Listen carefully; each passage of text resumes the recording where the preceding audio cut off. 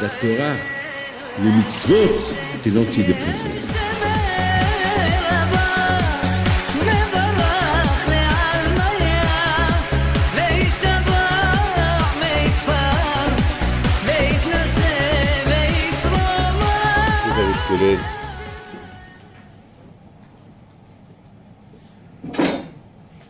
ברשות רבנים,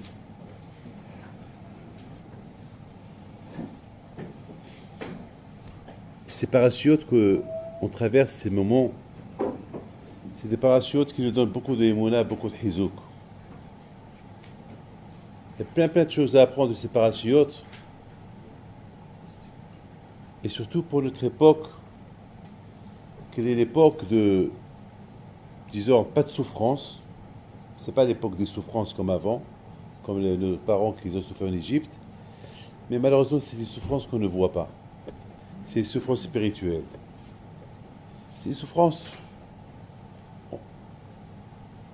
on ne les sent pas, mais c'est des souffrances qui existent. Lorsqu'on voit les enfants qui se révoltent sur leurs parents, qui frappent leurs parents, c'est un inouï terrible. Vous savez, il fallait voir hier une femme, la pauvre avec sa fille, qui sont venus chez moi avec des yeux bleus, les coups de poing qu'ils ont reçus de leur frère, parce qu'il a 15 ans, parce qu'il est rentré à 2 heures du matin. Mais il faut voir, il fallait voir, hein, il faut voir la pauvre, la fille. Elle me dit, je ne veux pas montrer, je n'ai pas le droit, mais il faut voir ce que vous voyez dans mon visage, j'ai 10 fois plus dans mon corps. Les coups qu'elle a reçus. C'est des souffrances, mais c'est des souffrances cachées. C'est à l'époque, il y avait les souffrances égyptiennes qui faisaient souffrir les bénis d'Israël, et après il y a eu la Géoula. Là aussi aujourd'hui, avant qu'il y ait la vraie Géoula, eh ben, c'est des souffrances spirituelles. Donc maintenant, on a vu que Akadosh Baruch Hu, il n'a pas frappé Paro d'un seul coup. Et tout le monde, d'ailleurs, le Parash Bo, on voit que Akadosh Baruch Hu dit à Moshe Rabbeinu, Boel Paro, va chez Paro, Ken Isaac Titlebo. Alors d'un côté, on voit ici une contradiction. D'un côté, on voit que Akadosh Baruch Hu, il veut libérer les bénis d'Israël. Il dit à Paro, libère les bénis d'Israël.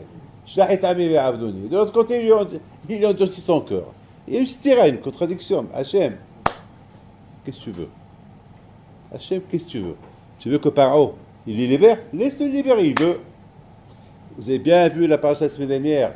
Les Égyptiens eux-mêmes, ils disent à Paro, Haterem Teda, qui avda Mitzrayim. Est-ce que Paro, t'as bien vu, hein? L'Égypte, elle est détruite.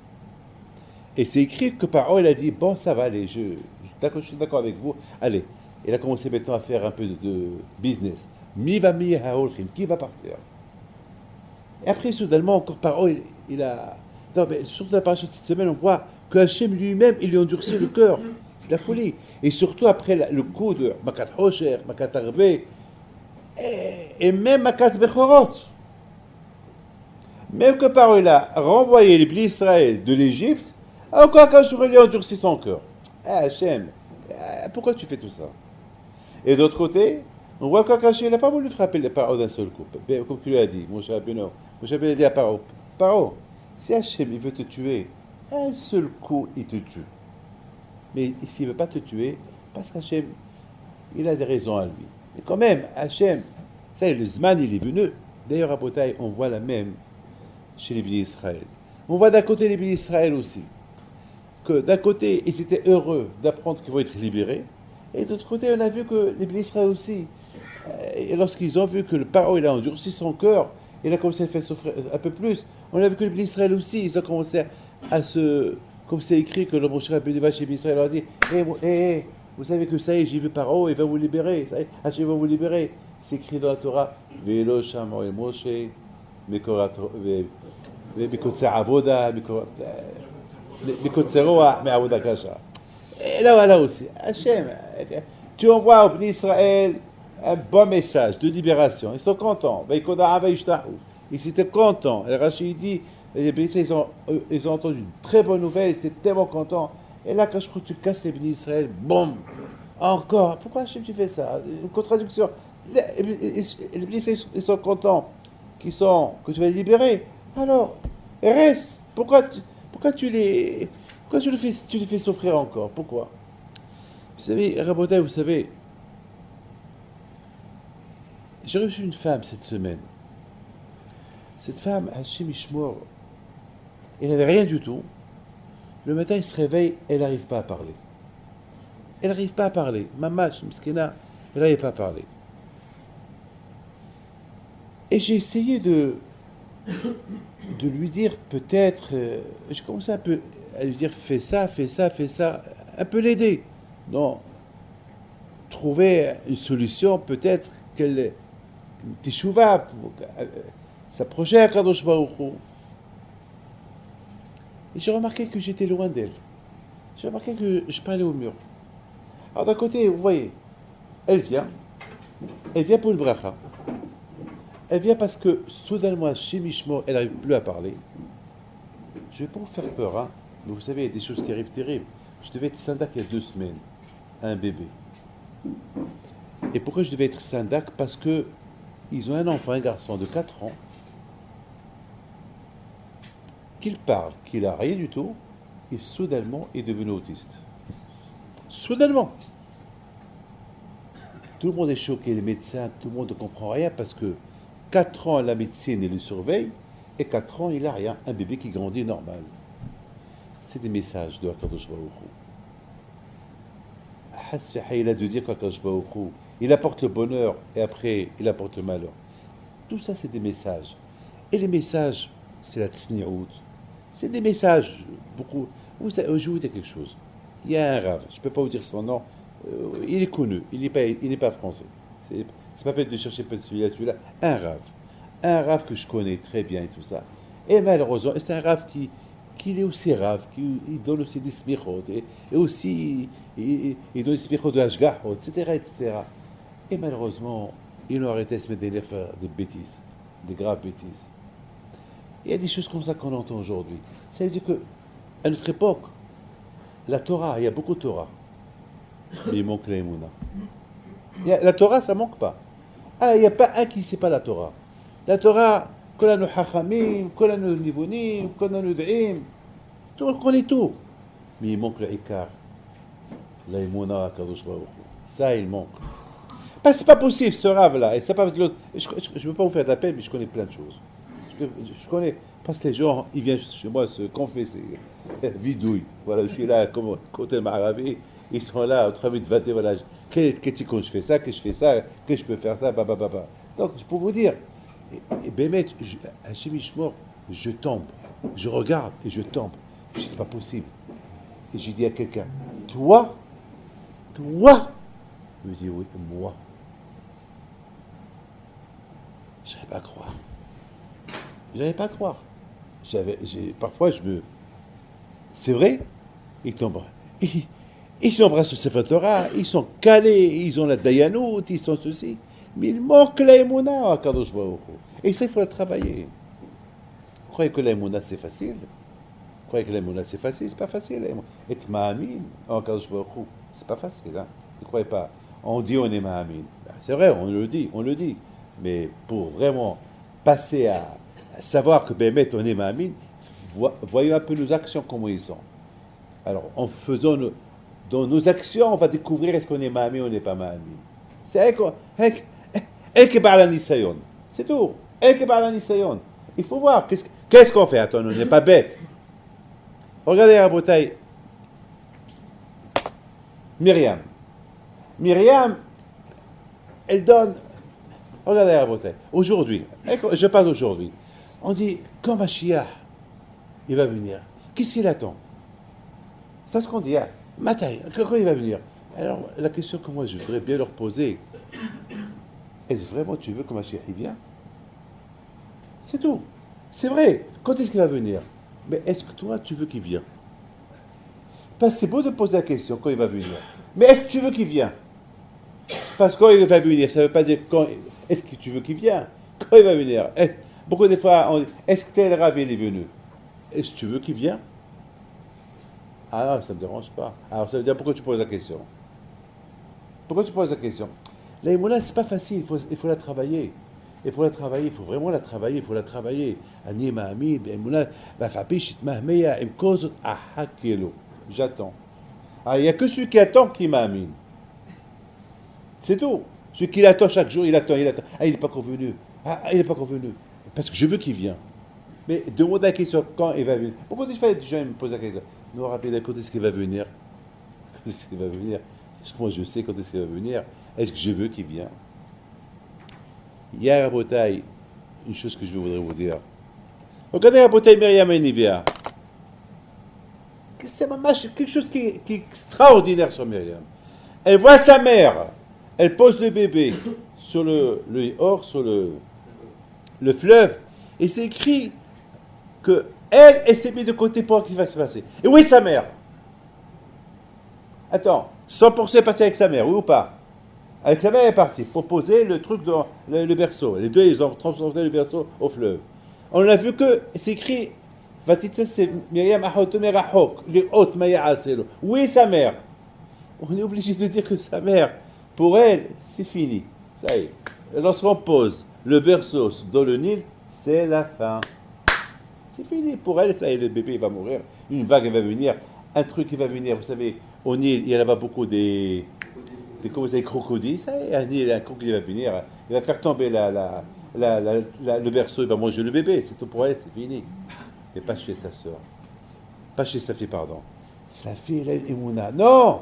C'est moi qui ai ramené mon père avec sa femme. C'est moi qui l'ai ramené. Parce que j'ai dit à papa, c'est pas normal ce que tu fais. Tu as quitté ta femme, tout le monde a quitté sa femme. Et le Goël, et celui qui va venir pour nous libérer, il va venir quand? Si tous les enfants ils vont mourir, qui va nous libérer un jour? Entre-temps, tous ces hommes qui sont là, ils vont mourir. Alors quoi? Il va rester que des femmes? Que des vieux et des femmes? Qu'est-ce qui se passe? Son père, il la regarde, il dit, tu as raison, ça va.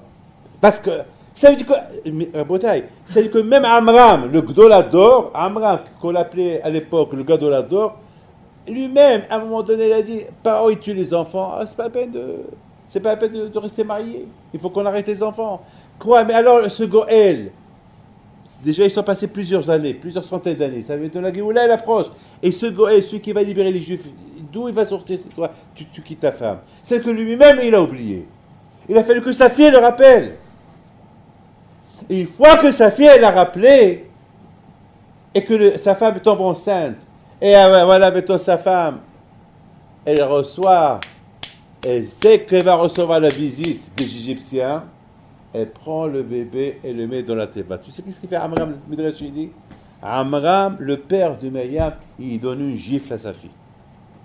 Il dit, ah là, voilà. Tu m'as dit que je retourne avec ta mère. Voilà, je suis retourné avec ta mère. Et voilà, le bébé qu'on a eu, on va le jeter. Voilà. Myriam, elle a dit non. Je vais voir qu'est-ce qui va se passer. C'est pas possible. Quelle est mon âme? Mais tandis que sa mère, elle n'est pas restée là-bas. Elle est partie. Elle est partie. Et la fille qu'elle avait 3 ans, je ne sais pas quel âge elle avait, elle reste. La bouteille, écoutez bien ce que je vais vous dire.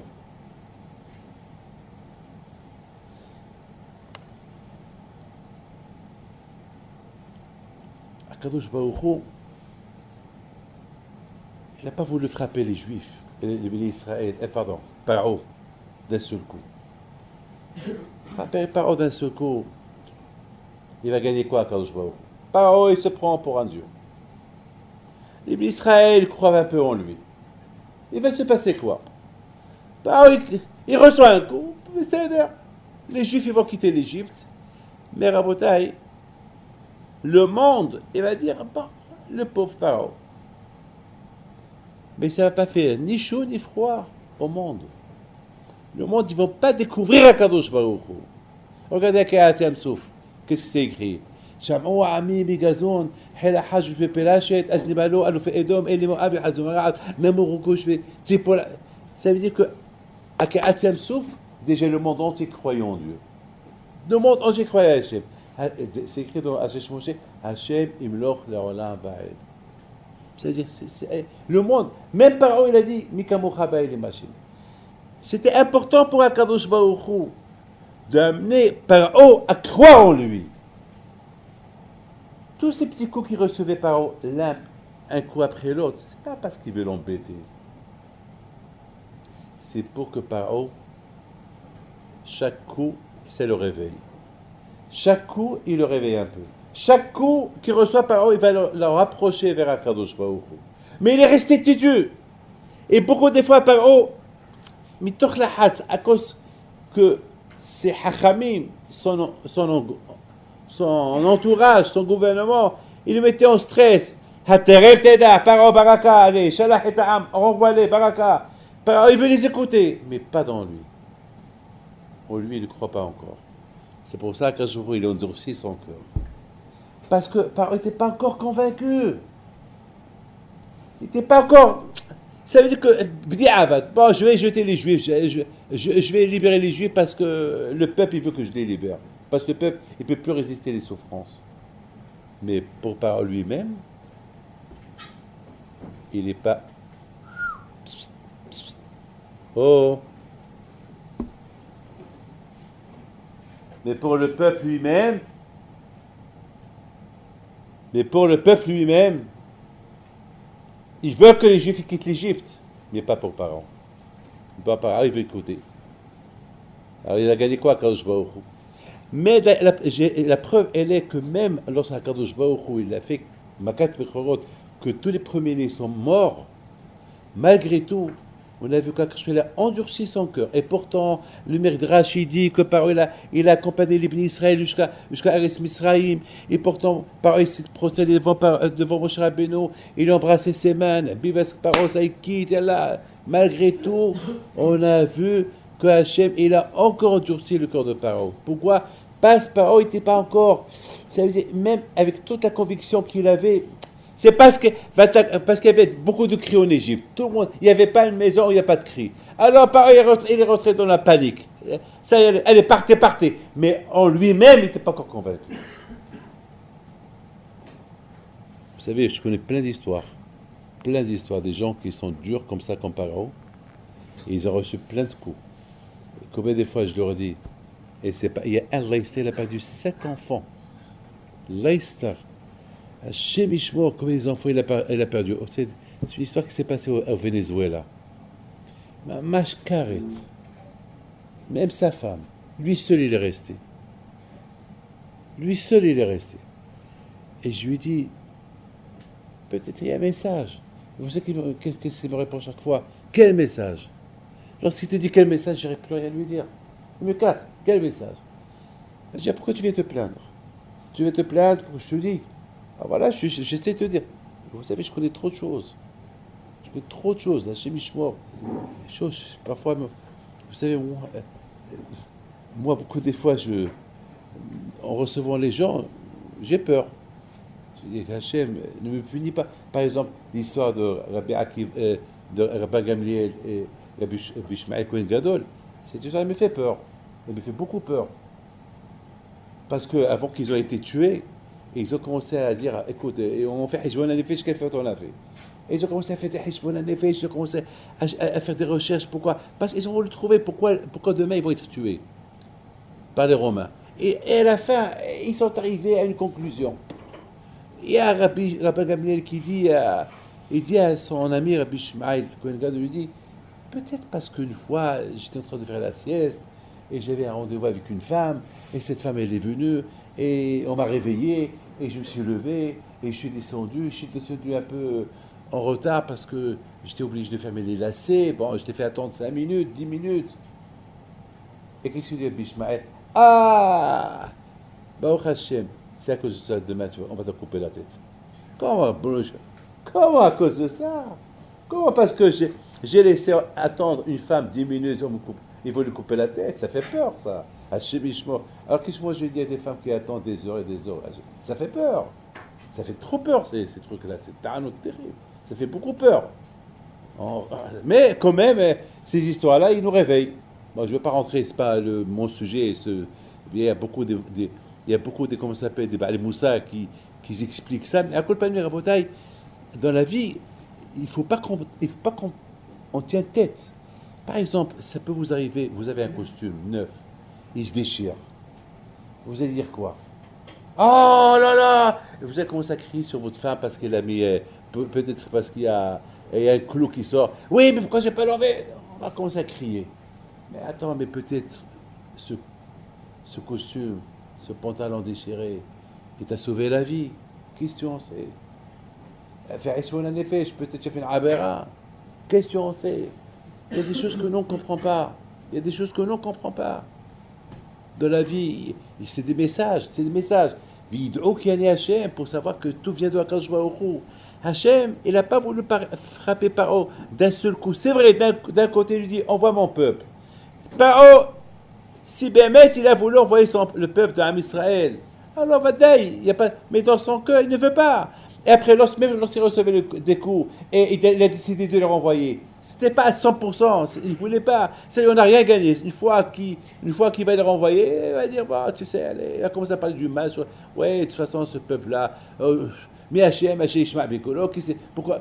Et il va toujours avoir des histoires. Quand je ne veut pas, quand je il veut marquer dans l'histoire, jusqu'à la venue de Mashiach, que celui qui tient tête à Hachem, Hachem, il ne le punit pas tout de suite. Il le punit petit à petit, doucement, jusqu'à qu'il le met knock-out. C'est que il arrive à dire, ça vient de Hakadosh Baruch Hu. Alors un homme, il doit se réveiller. Un homme, même à Israël, on a vu que la émouna qu'ils avaient à Israël, c'était pas une vraie émouna. Ah, ils ont entendu, pour la première fois qu'ils entendent, ah, Mashiach, pour la première fois qu'ils entendent quelqu'un qui leur dit, voilà, je vais vous libérer. Ah, Hachem m'a envoyé. Ah, ils étaient contents, très, très contents. Quelle joie, quelle joie, quelle joie. Mais on a vu que cette joie, elle est partie tout de suite. Et c'est envolé cette joie. Pourquoi? Parce que c'est tout à fait normal. Le lendemain, Moshe vient leur dire, ça y est, la moula. Et déjà, ils n'ont pas accepté le fait que Paro, eux, ils ont cru que ça y est, parce que Moshe est parti chez Paro. Il a dit à Paro, Shlachitami, envoie mon peuple pour me servir. Oh, ils ont cru que ça y est, ça va se faire.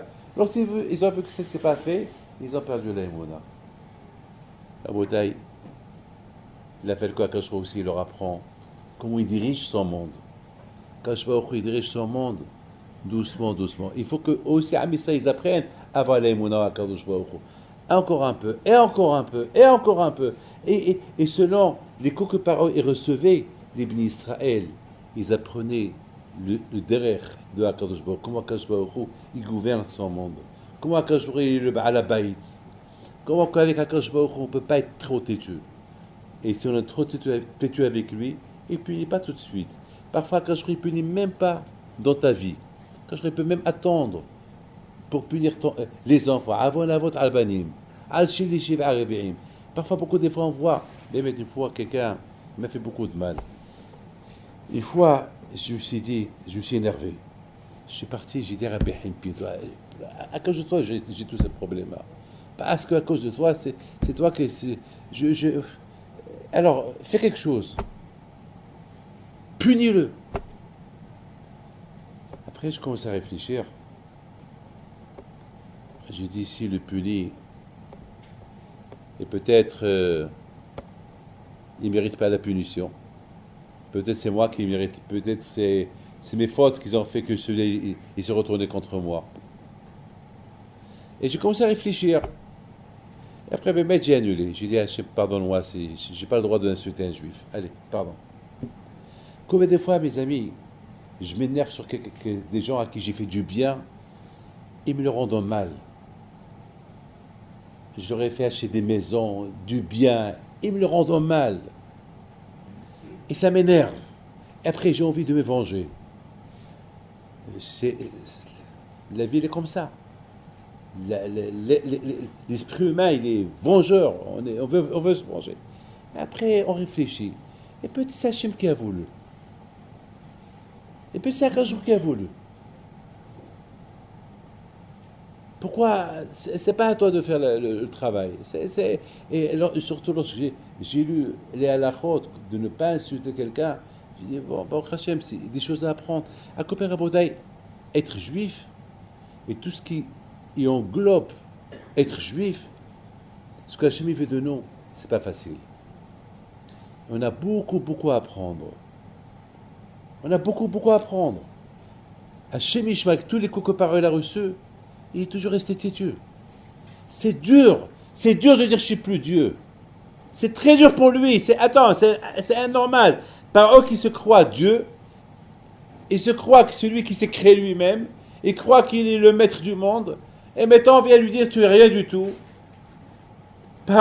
Mon cher Rabbeinu, il arrive chaque matin, pendant que Paro il fait ses besoins, parce qu'il se prend pour un Dieu, donc il fait ses besoins en cachette. Dans ce palais, il n'y a pas de toilette. Dans ce palais, c'est écrit là-bas, no toilette here. Il n'y a pas de toilette ici. Il n'y a pas. Il n'y a pas. Il n'y a pas. Il n'y a pas. Il n'y a pas. Pourquoi? Parce que c'est Paro. C'est Paro qui l'occupe. Et Paro, il est Zamak, il est clean. Et Paro, mais Paro, il a des petits.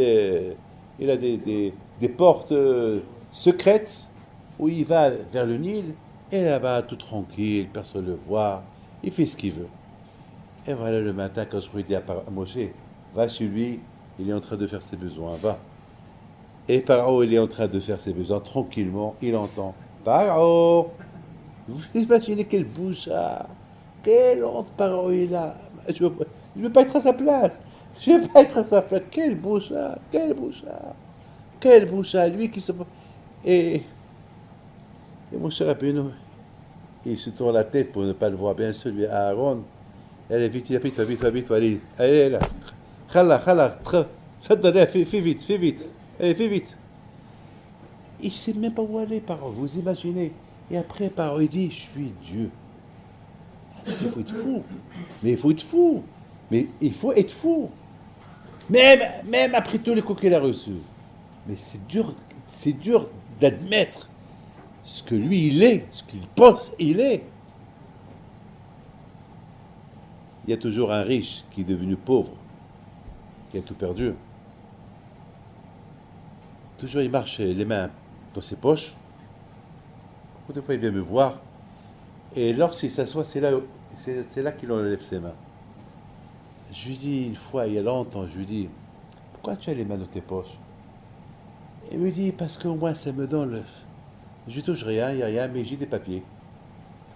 Vous entendez? Je dis oui. Il faut se rappeler l'époque où j'étais riche. Je dis, mais boule, mais c'est pas bien. Je dis, pourquoi? Je dis, parce que ça te fait souffrir, ces souvenirs-là. Parce que tu n'as rien du tout. C'est du papier que tu as. Il m'a dit, je sais, vous avez raison, mais moi, je rêve que je suis riche. C'est dur pour moi d'imaginer que je suis pauvre. Mais c'est pas bien. Ça y est, je lui dis, Hachem, elle a voulu que tu es pauvre, Il faut accepter, c'est pas bien de... Par Rabotai, il a fallu que Hachem lui donne un petit coup, et encore un petit coup. Et Am Israël aussi. Il a fallu qu'Am Israël aussi reçoive des leçons de Emouna.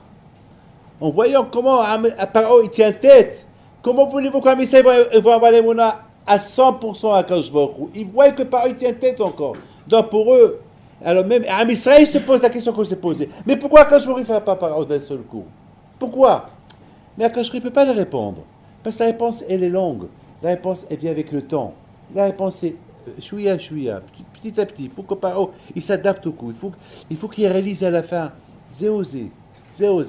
Mi kamucha ba'il machem. Il n'y a aucun comme toi, Kadosh Baruch Hu.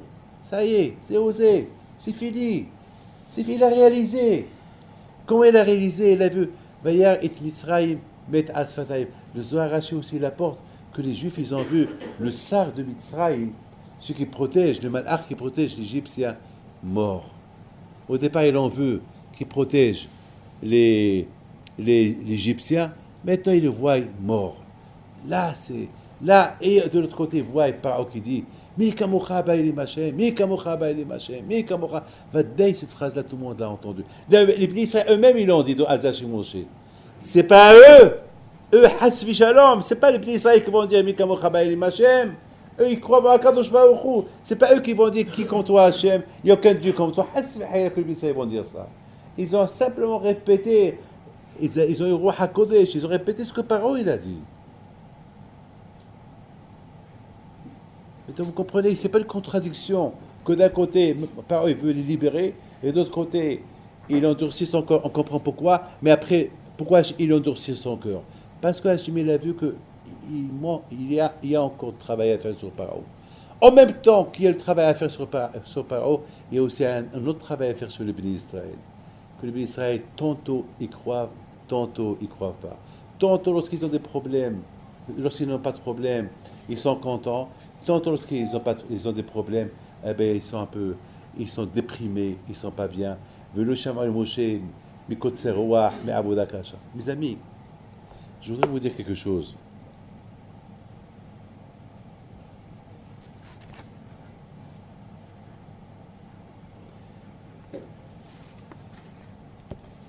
Cette génération, on se trouve aujourd'hui, c'est une génération qui est super. Je peux vous dire que c'est la meilleure des meilleures. Mais c'est qu'on sait comment l'utiliser. Jamais aucune génération était aussi gâtée que la nôtre. Oui, il y a la Torah en abondance. Il y a la cacheroute en abondance. Les Bnei Torah en abondance. Il y a de tout. Mais de l'autre côté, Rabotai, les tentations, ils sont énormes. Les tentations, toutes sortes de Avodah Zara, ils sont énormes. And you have to deal. On a besoin de les affronter. On a besoin de les affronter. Habiter par exemple en Amérique, à Miami. J'étais là-bas il y a 2 semaines. Il y a plein de synagogues. La cacheroute en abondance. Mais c'est pas facile là-bas d'être un bon juif à 100%. Très dur. Le tzara est très très fort. J'ai vu des jeunes, Bahuri Yeshiva là-bas, qui sont venus pour le Shabbat. Vous savez qu'est-ce que je leur ai dit? Qu'est-ce que vous faites ici? Vous dites, on est venu ici pour passer 2 semaines et on va passer la smicha. Je dis, il n'y a que à Miami où vous allez passer la smicha. Il n'y a pas smicha quelque part, il n'y a pas à New York. Pourquoi? En pleine chaleur, ici, avec toutes ces arayot qu'il y a là, c'est que là, c'est là. Je leur ai dit, alors, il faut faire attention. Il faut faire attention. Parce que la smicha, c'est pour être un jour Dayan Be'ezat Hashem, c'est très bien, apprendre, mais vous risquez d'avoir la smicha d'un côté et perdre le ikar, perdre l'essentiel de votre judaïsme de l'autre côté, avec ce que vous voyez, et les marchavot. Vous savez, moi, David Pinto, j'ai pas honte de vous le dire. J'ai pas honte de vous le dire. Une fois, j'ai fauté avec mes yeux. Et c'était pas... J'ai pas cherché à fauter avec mes yeux. Involontairement. Mes yeux ont vu ce que je ne dois pas voir. C'est resté gravé dans ma tête pendant 2, 3 ou 4 ans. Chaque fois que je fais la Hamida, cette image, elle vient devant ma tête. Jusqu'à que j'ai pleuré. Jusqu'à que j'ai prié à Hachem. Hachem, j'ai pas fait exprès. Alors arrête de me faire souffrir. Alors si je prie avec les prières que je te fais, et c'est ce tzara là qui m'embête, arrête. Maman, j'ai crié à quand je dis Hachem, il faut que tu m'aides, ça y est, arrête. J'ai pas cherché à fauter avec mes yeux, c'est venu. J'ai pas fait, c'est venu. Je marche dans la rue, dans des rues très sales, et cette femme qu'elle passe, c'est pas de ma faute. C'est pas moi qui ai cherché à... Et je savais même pas que je devais passer par là-bas. C'est ce chauffeur qui a pris un chemin court, il passait par là-bas, et voilà, on a vu ce qu'on a vu. Parce qu'il y a certains pays là, ici, chez Mishmo, que là-bas, c'est arrêt total dans les rues. Total dans les rues. Mais ça m'a fait du mal dans ma tête.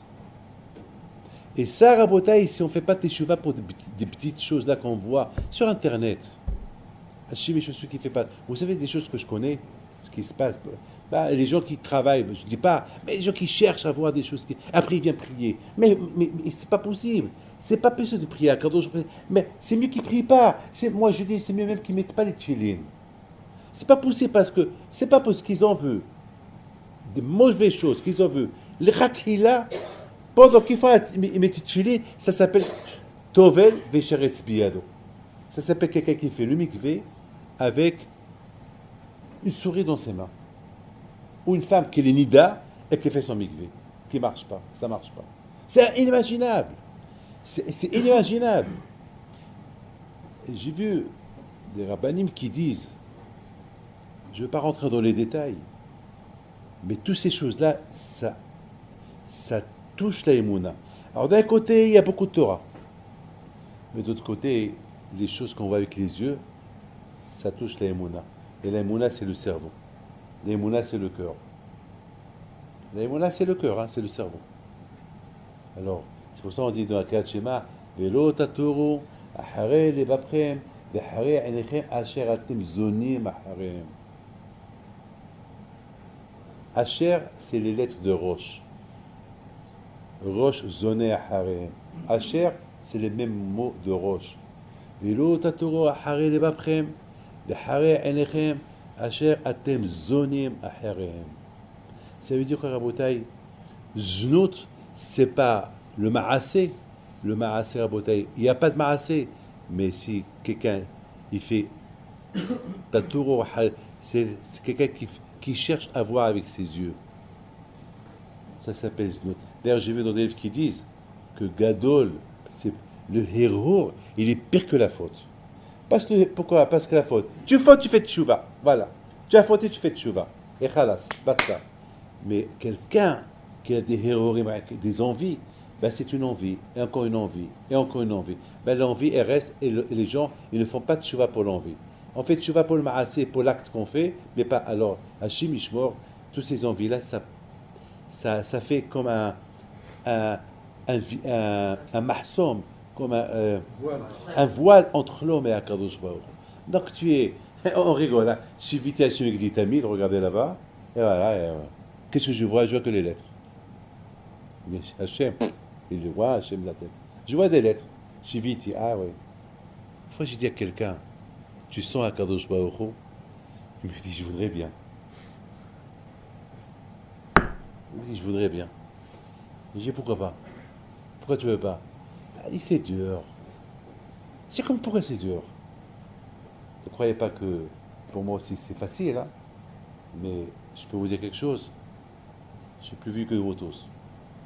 Et je vous dis une chose. Akadosh Baruch Hu, on le sent vraiment si on fait attention à ce qu'on voit. Et celui qui me dit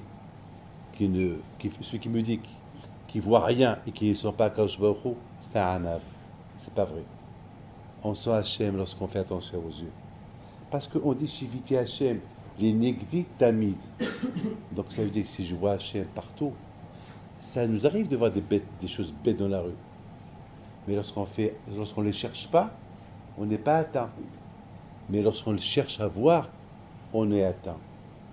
Mais lorsqu'on ne cherche pas à voir, ça passe, on n'est pas atteint.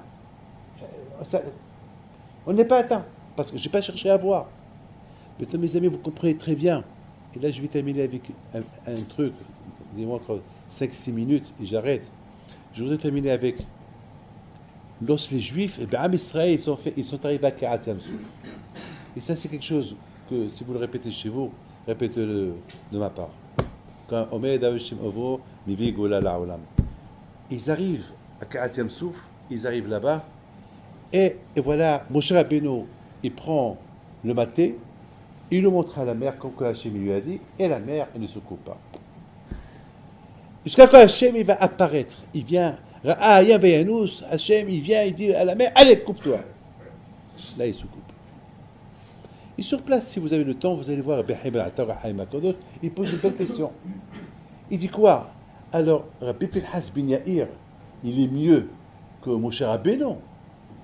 Rabbi Pinhas ben Yair, lorsqu'une fois, il est arrivé à un fleuve, il dit au fleuve, coupe-toi. Et le fleuve lui dit, non, je ne me coupe pas. Il dit, pourquoi tu ne veux pas te couper? Il lui dit, parce que moi, Hachem m'a mis ici, je fais mon travail. Et Rabbi Pinhas ben Yair, il lui dit, moi, je vais aller faire une mitzvah. Et le fleuve lui dit, non, non, je suis désolé. Je suis désolé. Et Rabbi Pinhas ben Yair, il s'est né, il a commencé à la... Il dit, toi, tu ne veux pas te couper, toi? Wallah, pour que tu ne te coupes pas maintenant, je vais te faire sécher. Il n'y aura aucune goutte d'eau. Dès que la rivière, elle a entendu qu'elle va sécher, boum, elle a couru. Et Rabbi Pinhas ben Yair, il traverse. Il y avait celui qui l'accompagnait, il traverse. Il y avait un Aravi, qui était à 100 mètres. Il dit, moi aussi, je vais traverser, cours et cours. Et Rabbi Pinhas ben Yair, il dit au fleuve, attends-le. Attends-le.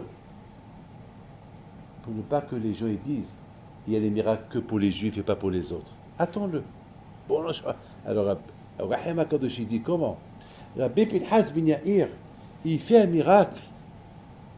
Comme ça. Et la mère, Moshe Rabbeinu, qui est Rabbeinu, il vient avec l'ordre d'Hachem et il dit à la mère, coupe-toi, elle se coupe pas. Il faut que Hachem y vienne. Alors quoi? Rabbi Pinhas ben Yair, il est mieux. Et Rahim HaKadosh, il donne une réponse. Pas mal. Donc je ne suis pas d'accord. Mais après, j'ai demandé pardon. Après, je lui dis, je suis d'accord avec toi. Mais au départ, je n'étais pas trop d'accord. Il dit comme ça, il dit, parce qu'à l'époque de Moshe Rabbeinu, il n'y avait pas encore la Torah. Et parce qu'il n'y a pas le kouach de la Torah, alors la mère, elle dit à Moshe Rabbeinu, mais Hachem, il a fait avec moi un tnaï. Hachem, il a fait avec moi une condition, que je change ma nature que avec ceux qui sont Bnei Torah. Mais là, il n'y a personne qui est Bnei Torah. Donc il a fallu quand je vois dit à la mère, c'est vrai, ils ne sont pas Bnei Torah, mais ils vont recevoir la Torah. Allez, coupe-toi. Mais à l'époque de Rabbi Pinhas ben Yair, les Juifs, ils ont reçu la Torah. Avec Rabbi Pinhas ben Yair, il dit, avec le kouach de la Torah, il a réussi à couper le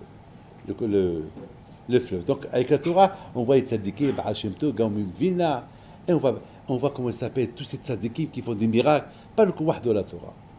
Très bien. Comme ça, il répond, Rahim HaKadosh. Et moi, David Pinto, je me suis posé une question. Je dis, Rahim HaKadosh, Nimhilat Mikvotra, je ne suis pas trop d'accord. Pourquoi? Parce que je ne comprends pas. Toi, Rahim HaKadosh, tu dis que pourquoi la mère n'a pas voulu se couper? Pourquoi? Parce que les Israéliens n'ont pas reçu la Torah, c'est ça. Et comment le fleuve il s'est coupé pour Bakadam?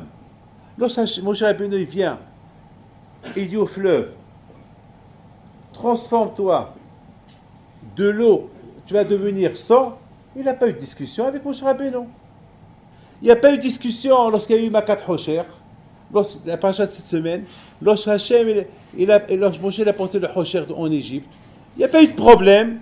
Chaque fois Moshe Rabbeinu, Baït Moshe et Moshe fait, on n'a pas vu que Moshe Rabbeinu, il a eu une discussion avec les Tzfardeim, avec les Kenim, avec le Or. A priori, le même argument que la mère elle a eu avec Moshe Rabbeinu pour que Hachem souffre, il devait avoir cet argument-là avec Moshe Rabbeinu. Par exemple, j'ai vu dans un livre qui dit que dans le Makat Hosher, il y avait le soleil pour les Bnei Israël et l'obscurité pour l'Égyptien.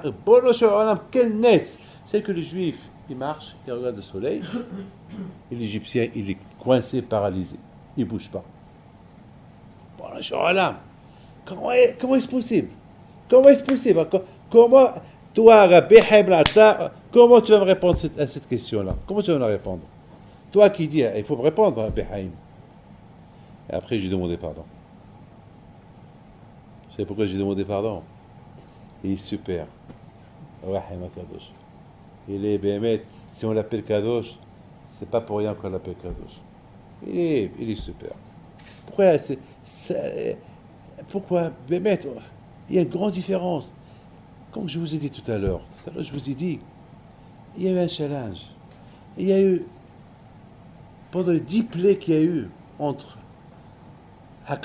Moshe, les 10 plaies qu'il y a eu en Égypte, c'était une guerre personnelle entre Hachem et Pharaon.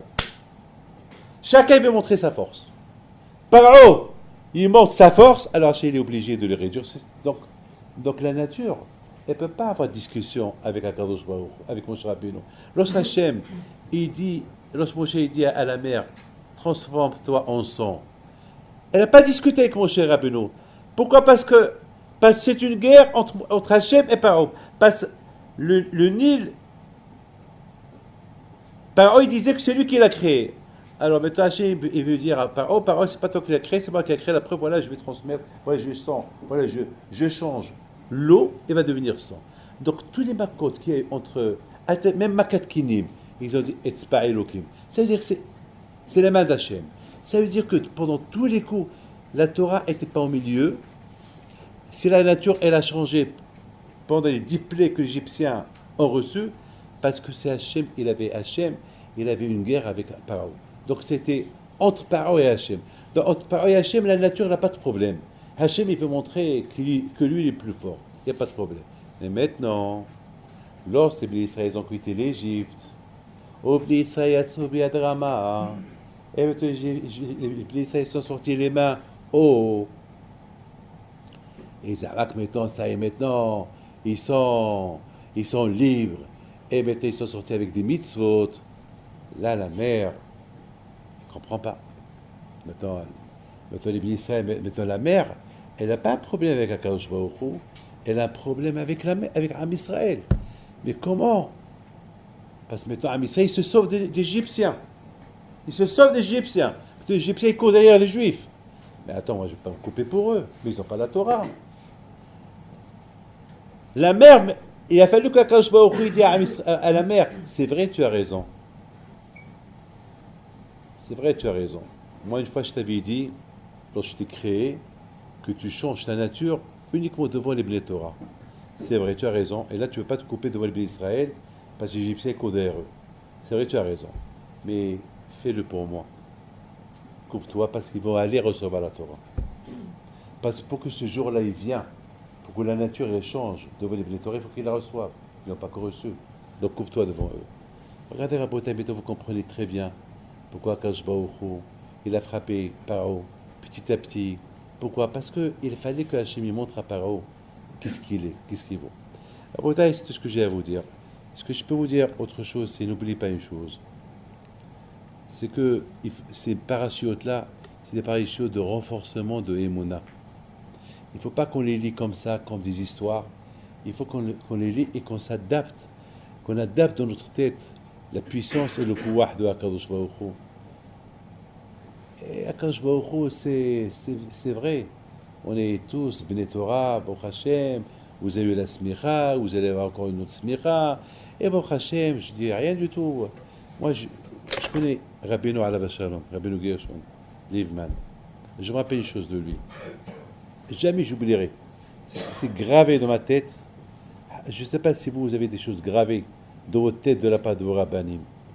Moi, je n'ai pas eu le srout qui m'enseigne la Torah parce que mes rabbanim c'était encore d'autres, qui étaient très jeunes.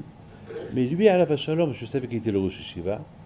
Lui, je savais qu'il était le tamid de Rabbi Abraham Yafan et le tamid de Savazatzal. Mais tout ce que j'ai de lui, ce que je me rappelle de lui, beaucoup de fois, je le voyais marcher. Regardez, comme ça, les mains derrière, il marche. Il marche. Il marche, il marche. Il fait 10 pas. Par exemple, il fait toujours ou 5 pas, mais il ne fait pas plus de 5 pas. S'il fait 6, il fait 6. Il fait 6 pas, aller-retour. Et combien de fois je l'entends, il prend un passouk, il le répète. Mais le passouk, une fois, j'ai beaucoup tenu, Sonne Hachem kol gvalev. Sonne Hachem, il va. Sonne Hachem kol gvalev. Et encore il retourne. Sonne Hachem kol gvalev. Il fait encore. Sonne Hachem.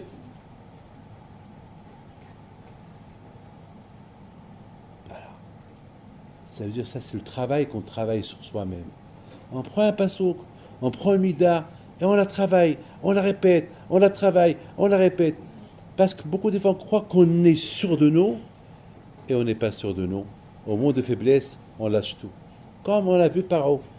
Parfois, il est sûr de lui, ça, il croit en Hachem, Et après, il découvre, il est loin. Et lorsqu'il a vu Harhaba, il a vu que maintenant, ça y est, le mal est passé, elle est encore, il endurcit son cœur. Et c'est la raison pourquoi chacun de nous, il doit apprendre de ces parachutes-là et apprendre. Parce que tous ces parachutes-là, c'est une hachana de Matan Torah. Dans quelques temps, si Dieu veut, c'est parachute trop. Même que Shavuot, il est encore loin. Mais tous ces parachutes-là, ils nous préparent à Matan Torah, à la parachute du Yitro. Et après, Be'ez Hashem, encore une préparation à d'autres préparations. Voilà, que Hashem vous donne bracha v'atzlaha. Et j'espère que le Rav, il est content avec vous. Et j'espère qu'il est... J'ai pas encore le zikr de venir écouter une habora lui, Be'ez Hashem, je trouverai le temps. Mais j'espère que Be'ez Hashem, que vous tous, vous êtes contents de lui. Et je voudrais simplement faire un appel. On va ouvrir un kollel au 17e, Be'ez Hashem. Si vous connaissez des Bahurim bien, des Abrichim bien, qui sont intéressés à aller là-bas, Be'ez Hashem, faites-le savoir à mon fils, à Moshe, s'il y a des... On va couvrir un petit kollel, là-bas on va commencer petit, pas grand, petit, quelques personnes là-bas, vous faites-le mal savoir, et surtout une chose, si vous voulez réussir de ce que vous êtes en train de faire, il faut répéter, et répéter. Il ne faut jamais croire que vous connaissez. Si vous croyez que vous connaissez, un jour vous allez oublier. Il faut répéter, toujours répéter. Vous avez fini Nida, il faut toujours la répéter. Sinon, il faut toujours passer, poser des questions entre vous, pour ne pas oublier. Parce que être un jour un Dayan, si Dieu veut, il faut avoir une mémoire. Et sinon, vous risquez de tout mélanger. Il faut pas tout il faut répéter. Voilà, il faut comme sonner Hachem, comme répéter, répète. Lorsqu'on répète la chose, elle s'installe dans la tête. Allez, que Hachem vous protège.